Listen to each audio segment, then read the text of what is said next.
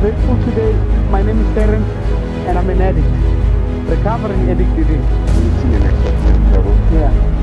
which is what we studied through the program in step one. Yeah. Yeah. Yeah. Meeting with people powerless and putting money into it. Yeah.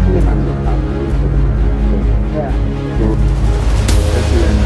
Put it down, like, Yeah, it's out. so, Yeah. I let myself in the place. 27 January. How are you? Yeah, how was the progress? Ready to check.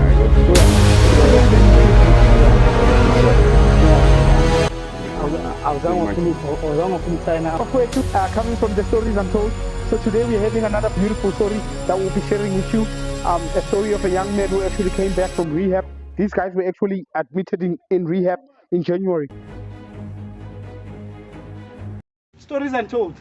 We are here again to give you strength and hope.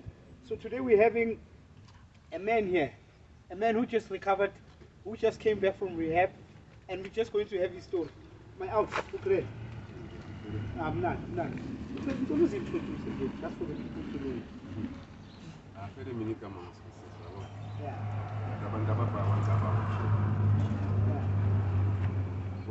I'm born and raised in Kingi. Yeah. I'm a recovering addict. I just came out of a rehab clinic where I got help due to my addiction. The disease that was in control of my life. Yeah. All right. Okay. Before I even go to rehab, I want to know, Guti, when did you start using, and how long did you use for? I could say I started around 2014, 2015. Yeah. But my addiction wasn't active. I could say I was a functional smoker. Yeah. I thought that I was in control, but without being aware of the damage of what addiction could do to one. Yeah.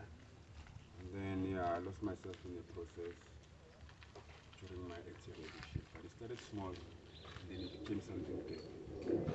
Yeah. All right. Okay. Cool. So, Manje, for you to now resort to saying, okay, now I've had enough. I want to go to rehab. What was your rock bottom?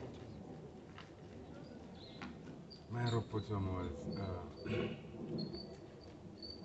losing my strength and power,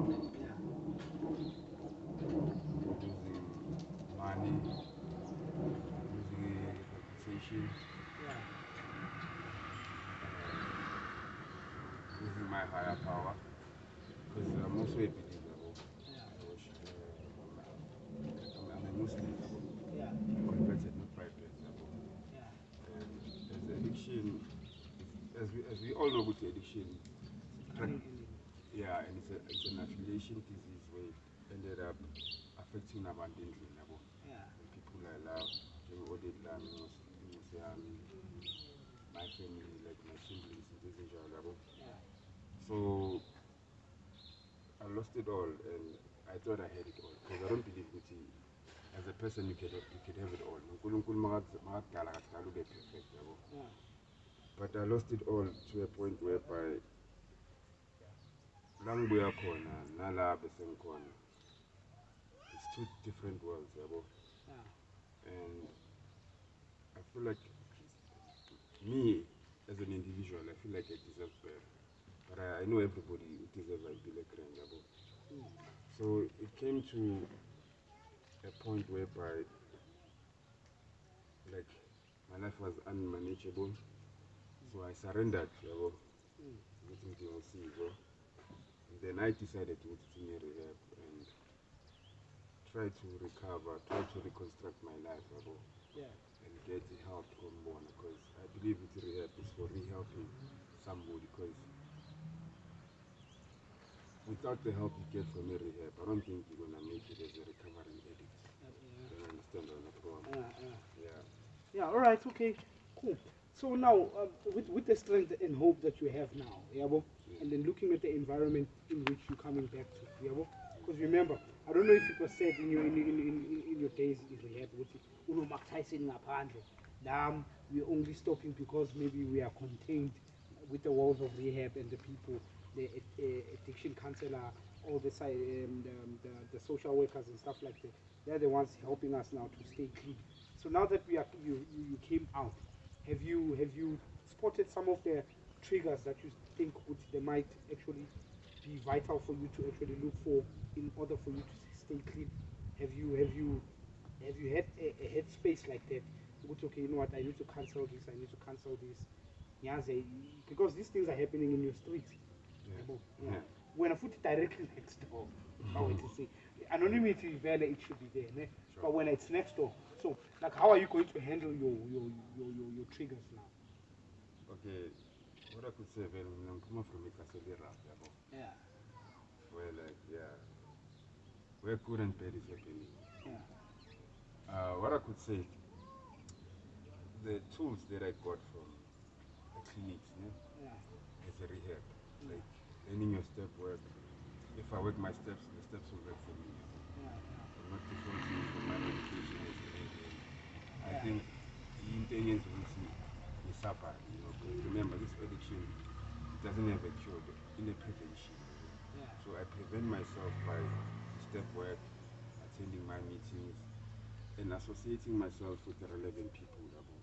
People who abazongonisa impilo ngendlela correct, because my journey is based on, okay, what I'm going to tell you now, I'm working on a project which is called recovery after sleeper, being broke is childish. Even though it doesn't mean if you have 50 bucks you are broke. It's better to have 50 than to have nothing, you understand? Yeah, sure. Positive, anything is better than a negative nothing. Yeah. So, sure. With my journey, I've encountered a lot of loss, damage control, and as Pumekas, we are people understand. Not to say I want to prove somebody, I'm in competition with myself. If ever I don't achieve what I want to achieve, like, so what I could say is I want to regain whatever I have lost in a point whereby, even though time you can never regain. You can regain tangible things, but time you never regain. It's very vital. So what I think is, from me losing myself, I don't want to go back there. Because abantu abaningi abangancane. Because I call a spade a spade. I don't like to sugarcoat. A lot of people don't like me, not because of I was doing drugs. Because of what I had before doing drugs, What did you have? I don't like name dropping, but I had nice life problems. Okay. I had nice life problems. Yeah. I don't like name dropping. I don't like bragging. Yeah. I think in certain governments when you see me in the streets, whereby my achievement. Yeah. Yeah. All right. Okay. Cool. Now, okay, I understand your strength and hope. I think you're quite grounded. You understand where you're going. Yeah. But what's the one thing that you regret from addiction? Just that one thing, able to, you know what, this.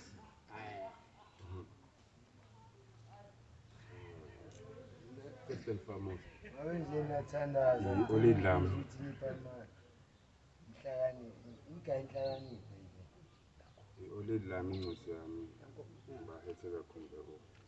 during my active addiction days. I disappointed a lot of people, and the families that got infected through me by the disease, like people I took along, because I believe in the influencer bias, so one would want to do what I do.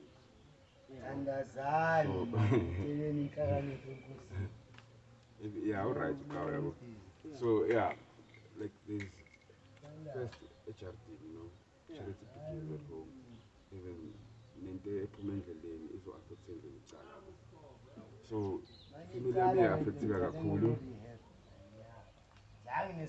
And then not respecting uNkulunkulu second. It's like first not respecting uNkulunkulu. Family yami.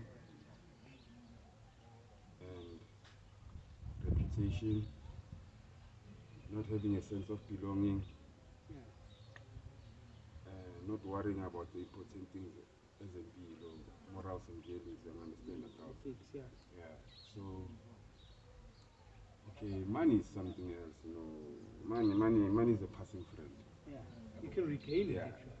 Yeah, you can, but money is it's a passing friend. That is why Bali South Africa, sure. Even the government is just there to put it because of the system. But imagine, it's a passing friend. But that's it, as you say, the sense of belonging, reputation, my higher power, I won't disrespect, because I feel like if I followed God's orders, probably things will work into the right. So I'm in course in in charge. But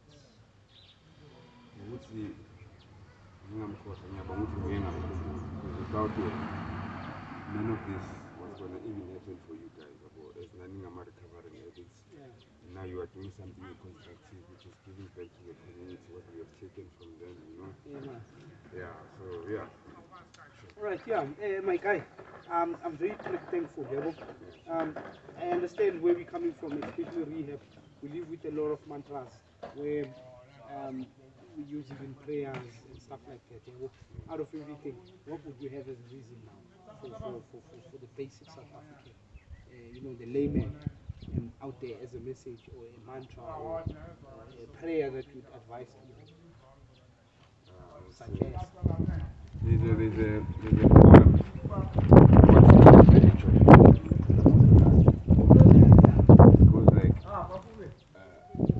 love is like class.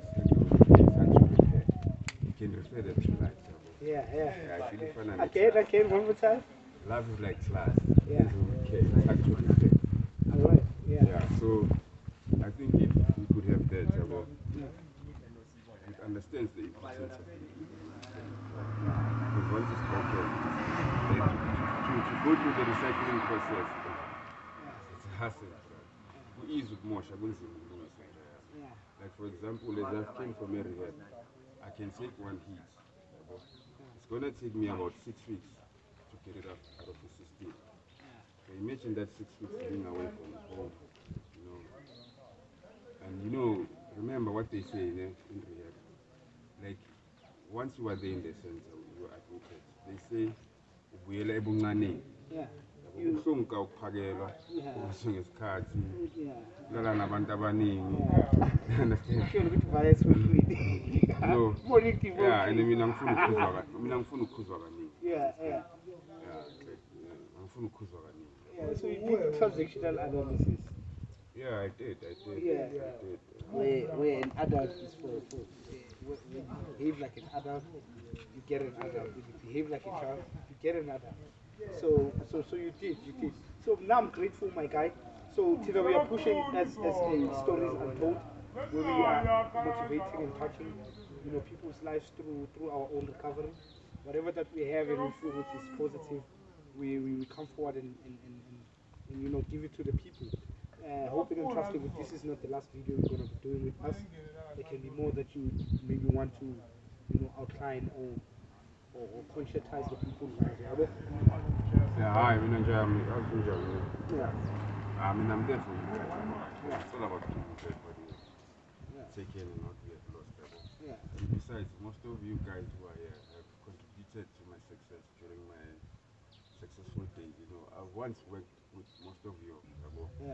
Before I started smoking, I would go to trip houses and get guys for shooting stuff, because I also shoot films and documentaries and commercials about US politics. I work with local productions, but more like high production, and also with international companies. So anytime I know phone on call, and then we are grateful. We are thankful and grateful for the strength and hope. This is Tolile, and then there's nothing that we can say more. Recovery is possible. Stories untold. Keep it locked.